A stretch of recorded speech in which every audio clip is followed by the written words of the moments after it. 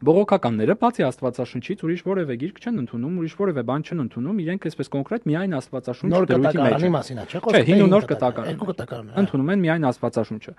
Բոլոր ավանդական եկեղեցիները, առաքելական եկեղեցին, կաթոլիկ եկեղեցին, ուղղափառ եկեղեցին ընդունում են բացի Աստվածաշունչից, հավասարապես ընդունում են սրբազան ավանդությունը։ Մենք հիմա չենք խոսում նրա մասին, թե որն է ավելի ճիշտ կամ բան, այդ բանավեճը հիմա էական չի։ Մենք խոսում ենք առաքելական եկեղեցու դիրքերի մասին։ Մանավանդ որ այդ մարդիկ էլ իրենց համարում են առաքելական։ Բայց կներես, էլ իրար հակասող բաներ չկա այդ երկուսում, չէ՞ ընդհանրում եմ։ Իհարկե չկա։ Դրա համար ավելի կարևորը մեկնություններ, հա, դա այդ մարդկանց խոսքերն են, մենք մի քիչ հեռու ենք էլի։ Սրբազան ավանդությունը դա նախ եւ առաջ օրինակ տիեզերական ժողովների որոշումներն են։ Օրինակ, եթե դու ասես, որ դու միայն Աստվածաշունչն ես ընդունում, Աստվածաշունչում Սուրբ Երրորդություն բառը չկա։ Սուրբ Երրորդություն եզրը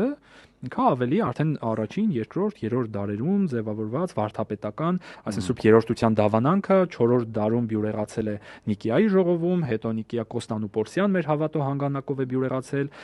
եւ այդ հավատո հանգանակը 4-րդ դարի է, որ մեր դավանանքն է։